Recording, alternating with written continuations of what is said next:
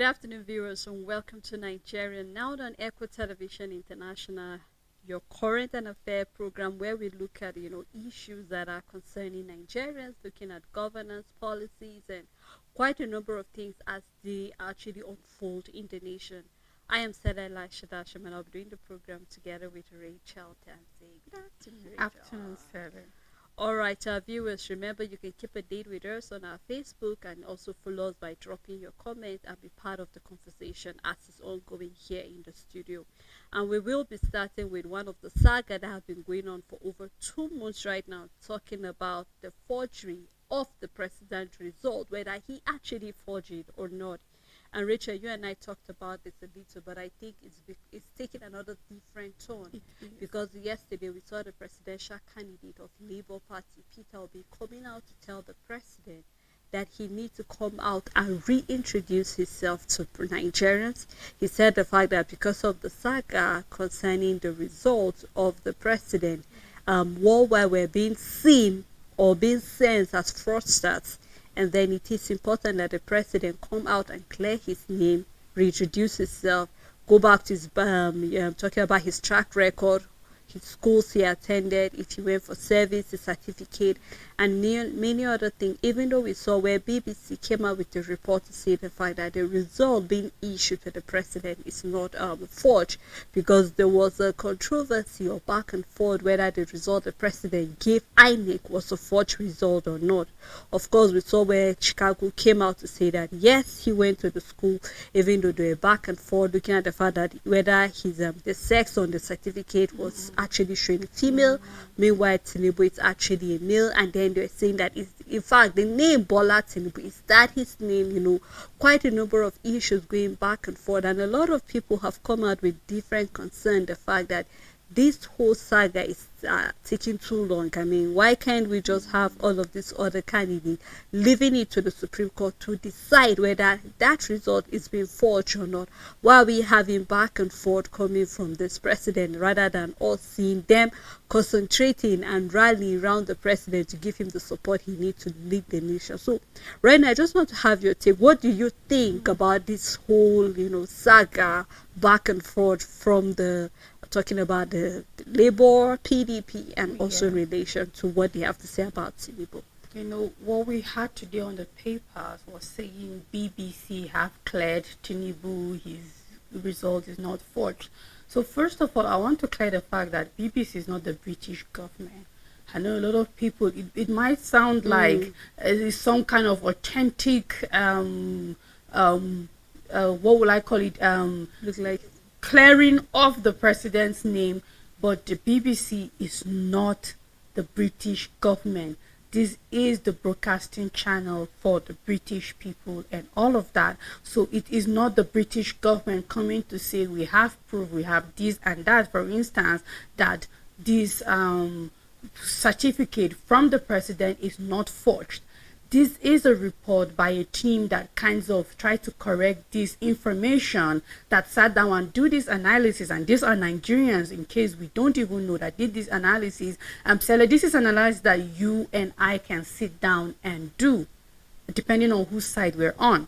I mean, an articles team in the BBC can come out and bring out every other analysis backing that the certificate is forged, because what they did is just the analysis of the information every other person have out there, trying to see the date, the sex, the name, the original certificate, the photocopying, the years, the back and forth, all of that, little things like with on or missing or not on the. These are all analyses that you and I can sit down and do, depending on whose side we're in. We will bring out all the facts to support Tinubu, or we can bring out all the facts to support Atiku. So this is just a group of people, team of people sitting down to analyze this certificate, to be able to clarify that Tinubu's certificate is authentic and it was never forged. So just like any other channel, we have the NTA, which is for Nigeria. We've seen times when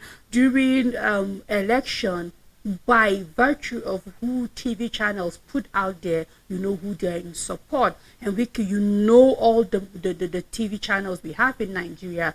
We even know when it comes to our own national television, even by virtue of who they put out there, the propaganda they promote and that which they don't, you obviously know whose side they're on. And I believe that this is one of this kind of analysis coming from BBC, and then is not some over the top, out of the blues, like information that is not out there yet. They just carried what is already out there and try to bring out their own proof that it wasn't forged and all of that. So therefore, I mean, we've seen where Atiku is saying he's insisting until they go to the Supreme Court, and that is where he will be able to rest his case after they finish, if the Supreme Court should give a different verdict and all of that. So whether the BBC comes out and say it's not forged, this thing is not about to end, and that is for sure, as it is going on, because another person tomorrow can come out, the CNN for example can come out tomorrow and also bring out their own facts saying okay,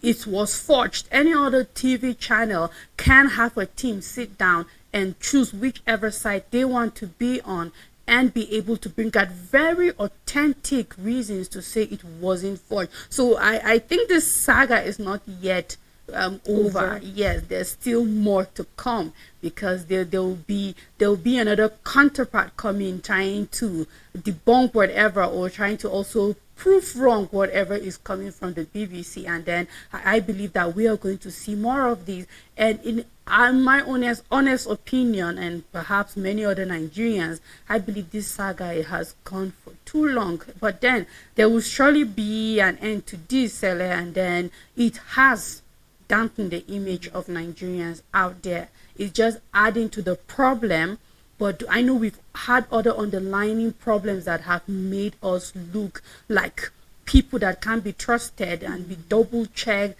and be looked at with brows up and all of that. But this one, for example, is quite damaging on a lot of level, because why should we have big African nations struggling with the fact whether their president is certified or not in the first place, whether he forged his document or not, and things like that is not good in any. But as soon as everything is done, everything will be cleared out of the way, and then we'll be able to have some normalcy regarding these certificate and results and all of that. You know, Rachel, quite a number of people have come out to say that the reason we're still having the back and forth is because the president is yet to say a word about the whole issue. Exactly. The presidency has not come out to say, okay, this is the stand we have, and this is what it is. All we've been hearing is the party. We're hearing Minister Kiamu came out to back up, because a lot of him, I think his tweet that he did in 2019 surfaces, and then he made another tweet, which is now X, saying the fact that no, what he was trying to say is that until the vendor that actually issued that come out to say that this is not original, that is when a lot of people can say this is forged. But for a lot of people, it's a question of integrity for the country, because it is sounds more like just like you said, Nigerians cannot really testify to say, okay, the person leading us or the person governing the nation, you cannot really testify and say, yes, this is the talking about the originality of his certificate. So as it is right now, I mean, I don't think there's a lot people can say right now, rather than to wait for the lawmakers talking about the judiciary to determine whether this certificate is it a forged certificate or not. And just like always, a lot of Nigerians' eyes is on the judiciary, hoping that they will do the right thing. So as it is presently right now, I think people should just let the court do the ruling at this point in time. Of course, opposition parties have the right. It is their work to oppose whatever comes up, if only they have the facts. So right now, it's not to take side with anybody, but rather to wait for the court to determine, is the certificate forged or not? And then in regards to the INEC, what can you say concerning the certificate given to INEC and the certificate that Chicago State University issued? So we'll just keep our fingers crossed and see how this whole saga will end up eventually. Now, we've seen also, still talking about the federal government, recently the Minister of Solid Minerals, Alake, came out to say the fact that governors have no right whatsoever to stop mining in their respective state, looking at the fact of quite a number of things. They said there is a concurrent list, there is a legislative list, and then this is one of the things that's on the legislative list, and anything that's on the legislative list is mainly and solely the responsibility of the federal government. A lot of people have come out to say, okay, so what can you say about mining? Richard, you and I know the way illegal mining in particular have affected a number of states, where we see that a lot of people cannot go to their farms, a lot of people cannot fish. Let's even take, for instance, that of the issue of oil in mining that has been happening. A number of things have happened to the water over there, because people who are living by the waterline areas cannot fish anymore because of contamination to the water. Let's even talk about the legal mining on this one. It's affecting the land, not to talk about illegal mining that is not being done in the right way. Recently, the minister said whoever is planning to do that should go get a license, and he gave a time frame for that. Now we're seeing him coming out again to state the fact that if you are having issue of mining in your state, it should be the responsibility of the federal government. Now the question, Rachel, will be, are we saying that we should allow things to go unnoticed, or we should allow things to go the way they are until the federal government attend to it? Let's not talk about the issue of irrigation, that erosion that is taking place in these various states. A lot of people have even resorted to cutting down of trees so they can have ample land to be able to do their illegal mining. Let's even talk about lives that have been lost because of illegal mining. And here we are having the minister saying that the governors should not do anything. In fact, he said, he's repeating again, the governors should not do anything concerning mining. Now, I want to hear your own take about this, Rachel, with the way this whole story or this whole issue is surfacing. Sele, for example, let me deviate a little bit before I come back to where I'm going on. For example, timber is a natural resource that countries like the US have made billions from it. And we are here sitting down and allowing people cut down trees anyhow and not making a dime out of it the right way it's supposed to be. And then now bringing it down, we are now hearing things like that coming from the minister. No wonder we are losing money we can't account for. We're losing natural resources. Nobody can account for it. We're losing billions of naira for generating revenue. Nobody can account for, as long as we will keep having the federal government addressing issues like that. Now, there is no doubt that there are rules, laws, and regulations concerning who to regulate, laws concerning solid minerals in the country. It is under the federal government. However, it is due to nobody doing anything about it. That is, we have the illegal mining going on, eating deep, and we cannot boast of generating billions of revenue from solid minerals. We have the Minister of Solid Minerals are boasting of our reserve of $700 billion when it comes to solid mineral. And with the way illegal mining is going on in this country, it will soon just be a bluff, and we won't be able to account for that much when it comes to having solid minerals, and it won't even be able to reach to the standard of global trade, because for every country that is able to compete when it comes to solid minerals and how it's been generated in the country and how it's being sold, it is in absolute and complete control by the government, and that is when you'll be able to compete globally. Now, when you are saying that state governors should not step in, of course they cannot make regulations, they cannot determine what happens, but I believe the state government should be able to step in and stop illegal mining sites from operating. And we are seeing videos, we are seeing pictures showing this activity, showing how it is spoiling the environment. We are having our ecosystem degrading like every single day. And then secondly, a revenue that the government is supposed to be harnessing, they're not, because of certain activities like this. So rather than talking about a law that clearly doesn't fit into the system as it is now and will do little or no help, what about coming up with policies, just as you mentioned, Sally, policies that will be able to give you a synergy with the state government and be able to work? Because trust me, there is a lot of work when it comes to illegal mining in the country, and before you start and go to every little state, time is already gone and the damage would have been tough. But rather than making it look like a fight, telling governors don't have a right. Why don't you sit down with them and tell them, this is how I need you to step in concerning mining activities in your state, while before the federal government will come down to your level, this is what you were expected to be doing. I am looking forward to having a system, government leaders, people in key position,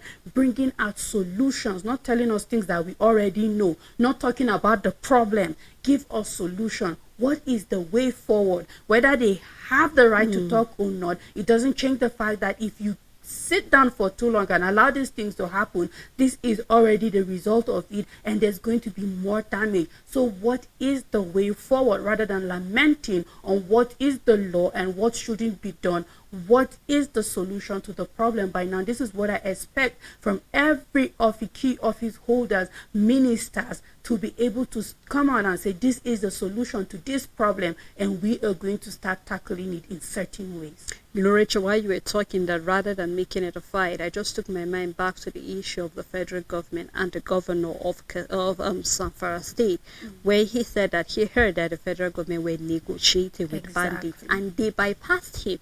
Now, a lot of people were saying it wasn't about the bypass, it wasn't about them negotiating. Rather, it was about them bypassing him, because he is the more like the controller general in his own state. So whatever you're coming to do in the state, I mean, you should work together with him. Okay, this is the plan we're having. What do you think about it? Because I'm sure that you are an indigene of the state. You know more about the state. Where do you feel are those hook and crannies that we can get in there to make sure that we fish out the bandit?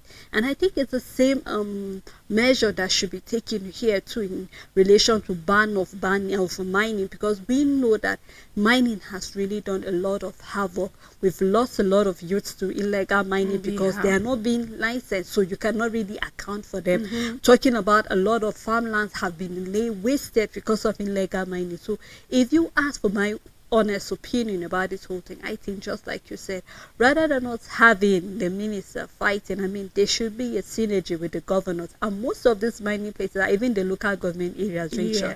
You need to go down to our villages inside the river Rise area. That is when you see what is happening over there. And believe you me, the federal government might not even have an idea where all of these things are happening. So I'm believing that rather than all of this back and forth, and also the minister, if you really want to record success, then I think it's high time you work with the governors. Yes, of course, you might have your concern because most of the mineral resources have been taken from this state, and it seems as if the governors are not doing anything about it. But now that it has gotten to your attention or to your notice, this is where you call the governors and say, what do you think is the way forward here? How can we get to all of these corners and all of these holes that these people are doing mega mining, and how can we stop it? Yesterday we saw when Senate are probing the issue of, you know, talking about oil theft. Now I think this is where we even need the House to come in and say, this is what we want to do about illegal mining, how we are going to ban it, and then how we are going to utilize all of the mineral resources we are getting to actually use. So we are keeping our fingers crossed to see how this whole thing will actually work out, but we hope that there will be synergy above all. Now, yesterday, we celebrated the World International Girl Child Day, where we were advocating that so much should be done for the girl child. She needs to get involved in nation building. She needs to be given the opportunity to express herself, ask certain questions, and then anything that is regarding education and exposure, the girl should be given the opportunity. Now, we're coming out to hear that about 15% of the school children are worldwide. That's the word that actually got my heart beating.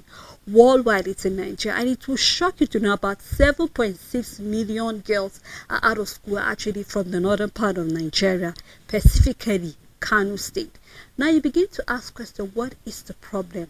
At the time that we're feeling or thinking that we're in the 21st century, so it's expected that more people are enlightened, knowing the fact that education is very, very important. But then with the issue of insecurity creeping into the nation, a lot of girls cannot go back to the school. It looks more like girls are meant to stay back at home and take care of their younger ones. And then even if they make it to the school, a lot of them stop at the primary school level. They don't get to reach the secondary school, not even to talk more of the tertiary institution. Now, this is a concern, and this report is coming from UNICEF. And then a lot of people, there are times when Nigeria government have come out to say, these bodies do not have the right to tell us the statistics of out-of-school children or to tell us the statistics of what to do. But then, in a way where we actually fail to do our own quarter of the job, definitely we have international bodies coming to tell us what is happening in our nation. And I think rather than just looking at this as statistics, okay, this is another number, this calls for a very serious state of emergency for education. Because we're still having our girls in Zamfara and Katsina that were being abducted. We're still having the issue of even those in Yobe State, even though we're yet to hear anything. But then the northern part of Nigeria has been affected seriously by insecurity to the point that we're having the numbers of girls out of school increasing. Now, a lot of people are saying they're not even having skills. They don't even have anything worth doing rather than staying at home. And then how do you expect the girl child to contribute to nation building when she's not even educated enough? Now, this is a concern, not just a question, but it's a real call for concern for us in the nation. What are we hoping to do about this? I keep using the word we because it's not all about pointing fingers to who is doing it and who is not doing this. We don't have another saga whether the certificate is original or not. Now we're talking about everybody coming together because we are all Nigerians and we have to put our heads together to see what can we do to have more girls back into the school environment. Of course, we have the male child that is still out there, but the concern is possibly because we are celebrating the girl child and she tends to be the one affected the most when you come to talking about out of school children in the nation. Sele, I love doing a little bit of the mathematics, and then according to UNESCO, there are about 258 million out of school children like worldwide, and then if we're giving 15% to Nigeria, we're at about 38.7 million. We can take it to, we can round it up to 39 million, and then it only makes sense where we are having a population of people living in abject poverty over 133 million. So it only makes sense if we have over 38 million of those people that out of school students, and even if not for abject poverty, we can see insecurity and we can also see no access to school involved. And Sele, I think there are a lot of methods to reduce this number, and one of which is empowerment. Okay, I'm seeing a new wave of what parents are doing. For a lot of parents that don't have it, I see them sending children to go and get skills. We've had stories of people that were able to see themselves through school, and they were only able to achieve that because they were empowered. They had work they did with their hands. They had an informal education that was able to give them access to formal education. This is one way. And secondly, we can't take away funding from the federal government. We saw how many thousand schools we need, how many thousand teachers we need, and we know how many thousand classrooms is needed to be able to accommodate these millions of out of school children. And they're in different grades and category. The higher number we see higher for those in primary school, a little less for those in junior secondary, and is also high for those in senior secondary school, which means along the line for the start some people didn't get it, along the line some people couldn't, and then when it goes higher you see that maybe education they couldn't complete it or something like that, and then the statistics can go on.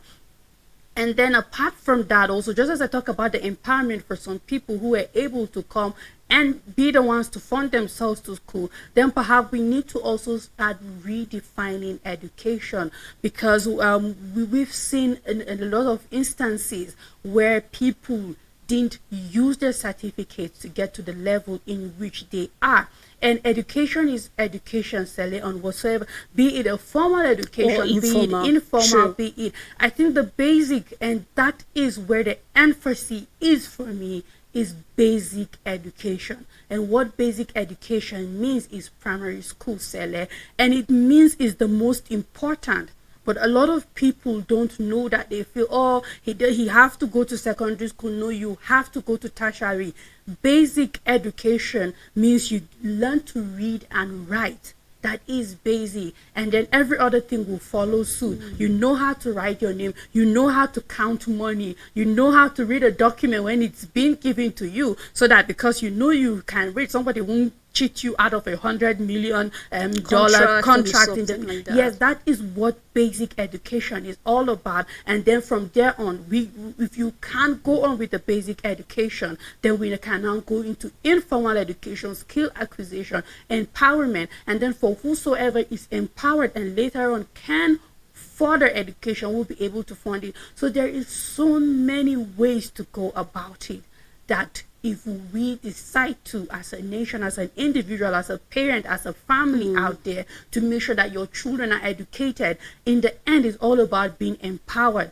That is the idea behind education, is that you become enlightened, you become learned, you become someone of value in society. And there's no place that said you must go through a standard education for you to be a valid person in your society. And I just hope that we will find a way around that. Nobody's disregarding the fact that it's important to go to a standard education, but then there is so many ways to go about it, and then before we know it, we might see these numbers decreasing. Honestly, Rachel, we look forward to seeing all of those synergy between NGOs, because a lot of money have been spent into education, just like you rightly categorize.